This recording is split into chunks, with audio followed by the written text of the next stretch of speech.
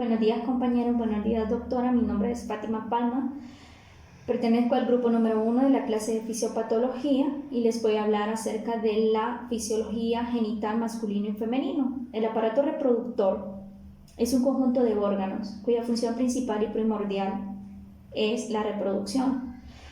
La reproducción es una función muy importante en la vida de todos los seres vivos. Como seres humanos utilizamos la reproducción sexual. También el aparato reproductor se encarga de la formación de células sexuales, ya sea femenina o masculina. Podemos conocer también que existen características básicas y estructurales de cada sexo, que a ese le nombramos caracteres primarios, y también existen caracteres secundarios, que son todas aquellas características físicas distintas de los aparatos reproductores que hacen que se distingan los individuos.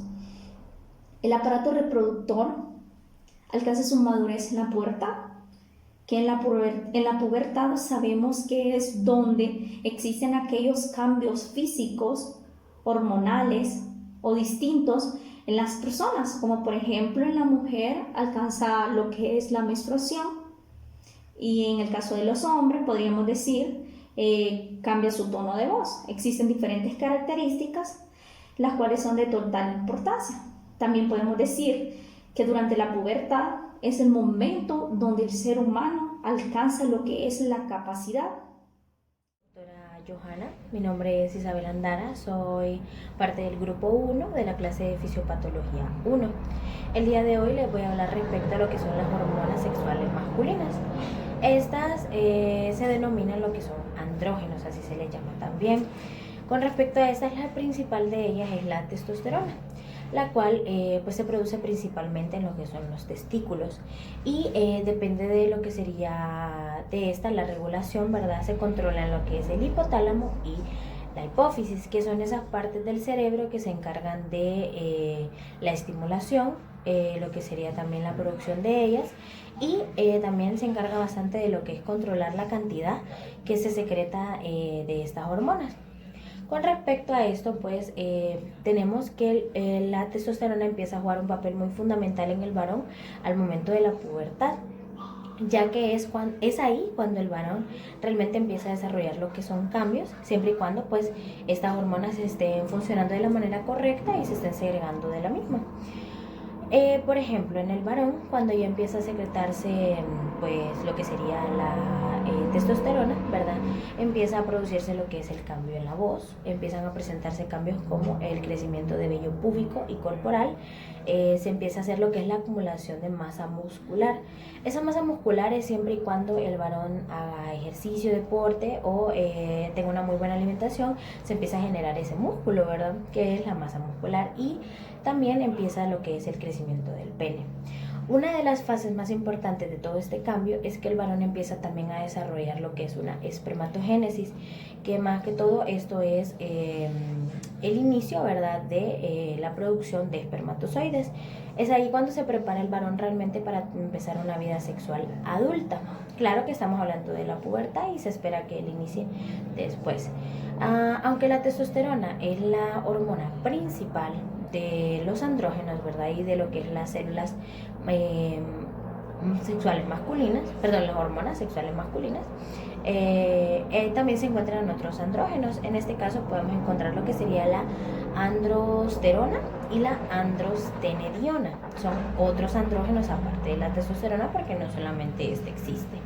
Ahora bien, ante un déficit de lo que es la testosterona en el cuerpo del varón, esto generalmente pues empieza a ocurrir lo que sería cuando él ya tiene 50 años, generalmente, no siempre es así, pero sí generalmente tiende a hacer esto, que es la famosa llamada menopausia, o en su caso sería andropausia en los varones.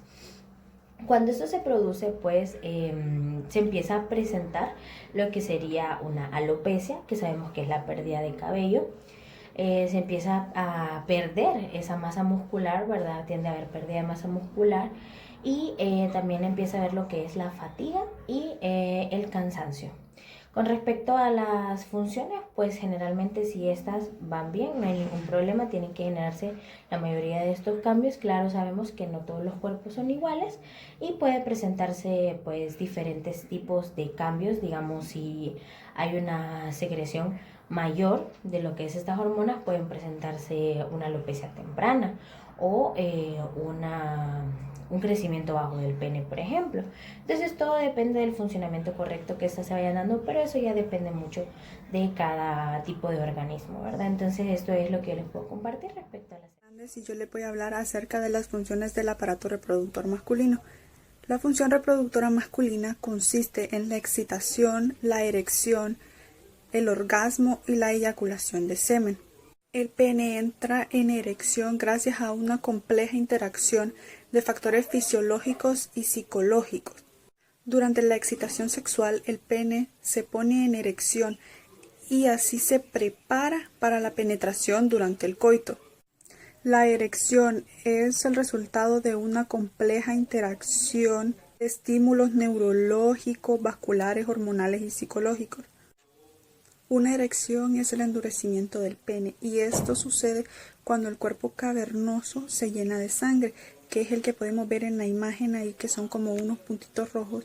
Entonces se llenan de sangre y eso produce la erección.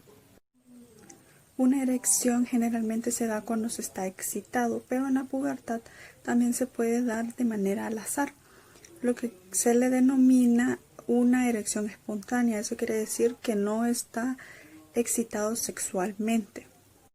Es muy común tener una erección cuando aún duermes o cuando recién te despiertas. La erección cesa cuando hay eyaculación. Eso quiere decir que el pene volverá a su estado flácido. Cuando tu pene se endurece y estás muy excitado, se produce lo que es la eyaculación. La eyaculación es la expulsión de semen. El semen es un líquido blanquecino y espeso que contiene los espermatozoides. El volumen usual del semen es de 2 a 3 ml. El esperma constituye un 10% del volumen del semen. El alcance del pH del semen debe estar entre el 7,2 y un 7,8. El alcance normal de la esperma en muestras de semen es de 20 millones por ml o más y en un cuento total de unos 40 millones o más. Como podemos ver, esa es la estructura del espermatozoide. Tiene cabeza, porción media y tiene una cola. Por último, hablarles del espermatogénesis, que es el proceso de formación de las células sexuales masculinas. Como lo podemos ver en la imagen, pues primero está lo que es la célula germinal primordial, luego la espermatogonia. La espermatogonia se divide por mitosis en el interior del testículo, formando lo que es el espermatocito primario. Luego el espermatocito primario tiene una división meiótica 1, se forman los espermatocitos secundarios, luego hay una división meiótica 2, luego están las espermátidas y por último pues están los espermatozoides maduros, que son los eyaculados al momento de la relación sexual. Bueno, eso sería todo. Muchas gracias. Hola, buen día. Mi nombre es Varinia Alejandra Aguilar. El día de hoy les voy a hablar acerca de las hormonas femeninas y sus funciones. Como todos ya sabemos, una hormona es una sustancia química producida en un órgano de nuestro cuerpo. Sus efectos se ven reflejados en nuestro estado de ánimo, al igual que en la salud de nuestra piel, de nuestro cabello y uñas, en el deseo sexual y en nuestro nivel energético. Las hormonas femeninas juegan un rol fundamental en nuestras vidas. Por eso es muy importante conocerlas y entender cómo funcionan y las consecuencias de tener un desequilibrio hormonal. Entre las principales hormonas femeninas podemos encontrar las que se sintetizan en los ovarios, como los estrógenos, la progesterona y la testosterona, y los que se sintetizan en el cerebro, como la hormona folículo estimulante, la FSH, y la hormona luteinizante, LH. A continuación, les detallaré cada una de las hormonas y sus principales funciones. Los estrógenos. Esta hormona se sintetiza principalmente en los ovarios y en pequeñas cantidades en las glándulas adrenales y las células grasas, aunque durante el embarazo también se producen en la placenta. Su rol en nuestro sistema sexual y reproductivo es muy importante, ya que su función principal es preparar el sistema reproductor femenino y hacerlo fértil. La progesterona, al igual que los estrógenos, se sintetiza en los ovarios, al finalizar la ovulación y en la placenta durante el embarazo. De esta hormona depende el desarrollo y funcionamiento del útero y los senos mamarios. Su papel principal es durante la segunda etapa del ciclo menstrual, luego de la ovulación, ya que suprime la acción de los estrógenos en el endometrio, preparándolos para recibir el óvulo fecundado. Si se da el embarazo, los niveles de progesterona se mantienen para que el útero siga desarrollándose. Si esto no sucede, los niveles bajan y se provocan el desprendimiento de endometrio y su eliminación a través de la menstruación. La testosterona. Esta hormona es normalmente asociada con los hombres, pero se sintetiza en pequeñas cantidades en las glándulas adrenales y en los ovarios, influyendo en el líbido y en la regulación del ciclo menstrual, al igual que en la salud de los huesos. Hormona luteinizante. Esta hormona cumple un rol fundamental en el sistema reproductor femenino. Es sintetizada en la glándula pituitaria, hipófisis, y estimula la producción de andrógenos y estradiol, la forma más potente de estrógenos. Pero una de sus funciones más importantes es que facilita la ovulación al provocar la liberación del óvulo contenido en el folículo. La hormona folículo estimulante FSH es sintetizada en la hipófisis y cumple un rol fundamental, ya que no solo se encarga de regular el desarrollo y el crecimiento, sino que también participa en la maduración del aparato reproductor femenino antes de la pubertad. Estimula el crecimiento de los folículos en los ovarios y la producción de estrógenos. Los cambios hormonales se dan durante el ciclo de vida de la mujer.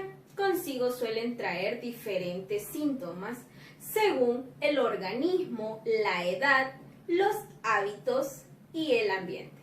Muchas gracias. Hola, buenos días compañeros, compañeras y doctora. Mi nombre es Milagro Hernández García y yo les voy a hablar acerca de los cambios hormonales que ocurren en la etapa de la mujer. ¿Por qué los cambios hormonales? Como sabemos, en nuestro cuerpo ocurren varios cambios naturales debido a la producción de algunas hormonas, y estos cambios son distintos en cada etapa. La pubertad. La pubertad no es más que la transición de pasar de ser niña a ser mujer. Esta etapa se caracteriza por la producción hormonal extremadamente definida, donde tienen que ver las hormonas hipofisiarias, que son la hormona luteinizante y la hormona folículo estimulante. Estas estimulan las hormonas sexuales femeninas, que son los estrógenos y la progesterona, las cuales tienen que ver con los siguientes cambios: el crecimiento y el desarrollo de las mamas, crecimiento y desarrollo del organismo, aumento de la grasa corporal, principalmente en muslos y caderas, maduración de los ovarios, útero y vagina, y se da la menarquía, que es la primera menstruación, y esto da comienzo al ciclo menstrual. El ciclo menstrual. La menstruación es el sangrado vaginal normal que ocurre en nuestro ciclo menstrual. Este proceso dura de 28 a 35 días y en el cual ocurren varios cambios. Este ciclo contiene lo que son 3 fases: la fase folicular, la fase ovulatoria y la fase lútea. Como podemos ver, aquí les voy a explicar el papel que juega cada hormona en el ciclo menstrual. Aquí pueden ver la fase folicular, la fase ovulatoria y la fase lútea.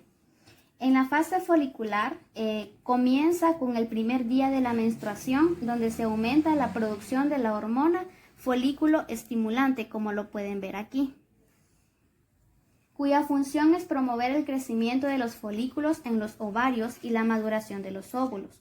Hay que tener en cuenta que en cada uno de los folículos se encuentra un óvulo. Sin embargo, solo un folículo dominante seguirá creciendo y esto comenzará a producir más estrógeno. como lo pueden ver aquí, que va en aumento, el cual se encargará de preparar el endometrio para el alojamiento del embrión. Fase ovulatoria. Aquí entra en acción la hormona luteinizante, que es estimulada por la creciente producción de estrógeno. Aquí es cuando se dice que llega a su punto máximo. Esta hormona causa la ruptura del folículo y se libera el óvulo ya maduro, como lo pueden ver aquí. Y a esto lo conocemos como ovulación. Esto ocurre aproximadamente en el día 14. En este momento puede ocurrir la fertilización, donde el óvulo se transporta por las trompas de falopio para intentar ser fecundado, donde llegará al útero y dará lugar al embarazo. Tenemos lo que es la fase lútea. Aquí el folículo roto que ha expulsado al óvulo maduro se cierra y la producción de progesterona comienza a aumentar, como ven aquí, y el estrógeno disminuye para recibir al óvulo ya fertilizado, causando a su vez una disminución en la secreción de estrógeno.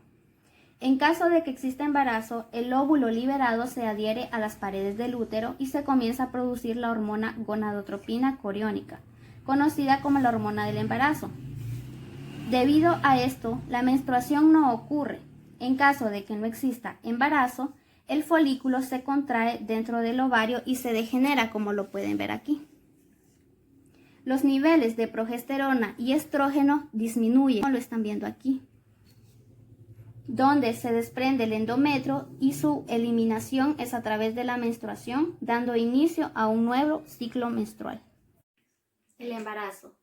Una vez fertilizado el óvulo, los niveles de progesterona en esta etapa aumentan, cuya función principal es ensanchar el cuello uterino para protegerlo de esperma y bacterias, mientras que los niveles de estrógeno aún más altos contribuirán al ensanchamiento del útero y junto con la progesterona dilatarán los ductos mamarios para prepararlos para amamantar. Menopausia. Esta es la última etapa del ciclo femenino y sucede cerca de los 45 a 50 años de edad y se define por la desaparición total de la menstruación.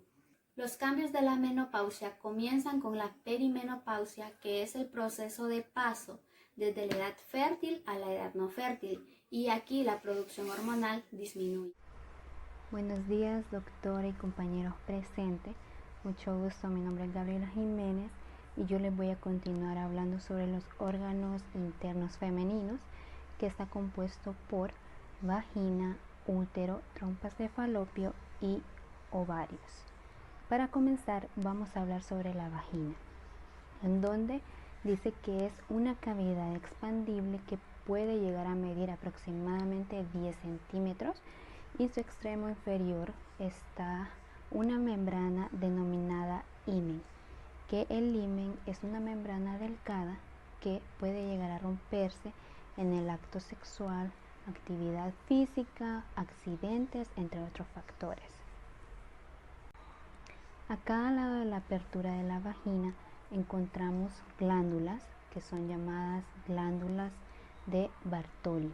Estas se encargan de secretar una pequeña cantidad de líquido que ayuda a lo que es la lubricación al momento del coito. También esto sirve como antibiótico natural para que la vagina no esté expuesta ante agentes infecciosos. Una lubricación escasa generalmente aparece luego de la menopausia o incluso después del embarazo. Esto puede causar que el coito sea doloroso al momento de la penetración.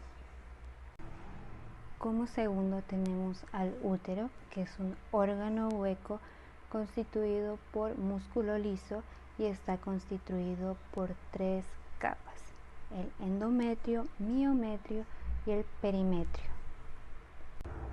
El endometrio está constituido de 2 capas, una funcional y una basal. La funcional es la zona en donde prolifera y se descama en cada ciclo menstrual, claramente si no existe un embarazo. lo que se conoce como menstruación.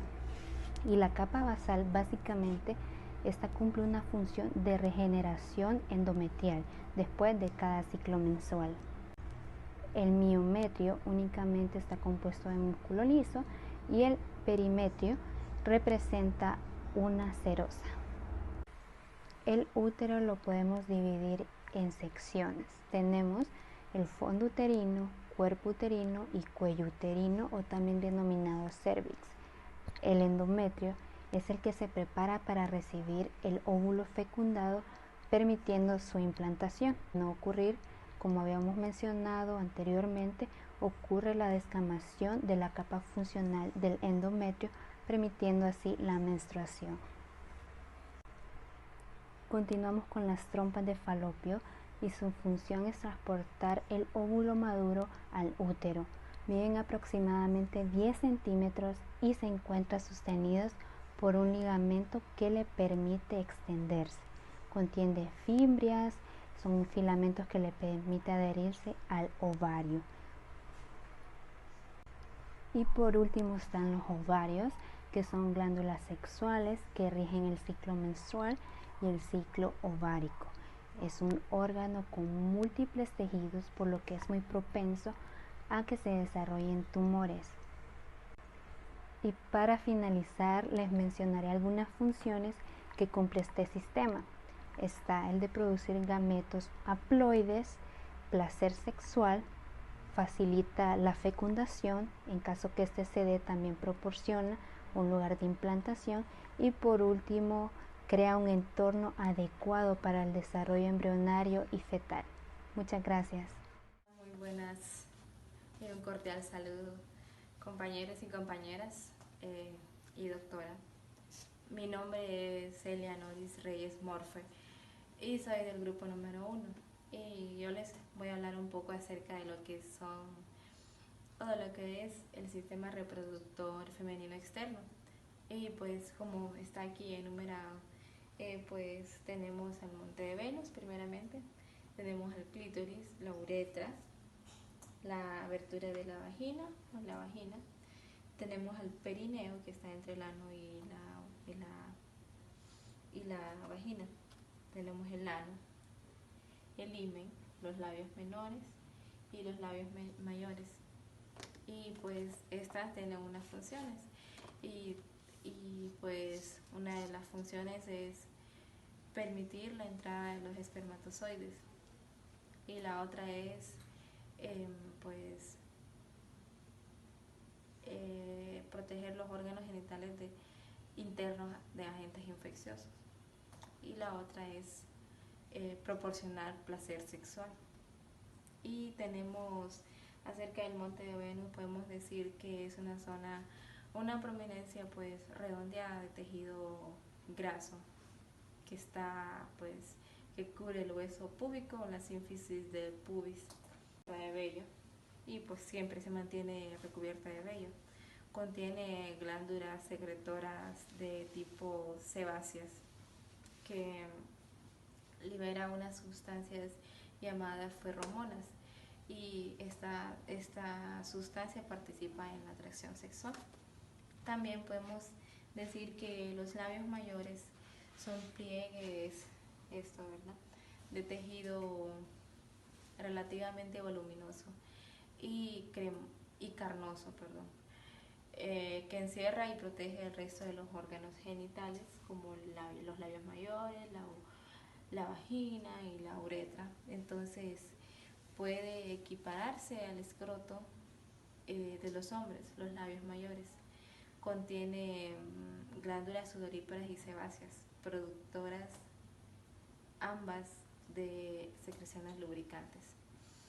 Y durante la pubertad pues aparece vello en la superficie de los labios mayores. También los labios menores, ¿verdad? Podemos decir acerca de los labios menores que pueden ser muy reducidos, como poder llegar a medir 5 centímetros de ancho, y se encuentra dentro de los labios mayores y rodea la abertura de la vagina y la uretra. También pues el color rosadito que tiene es característico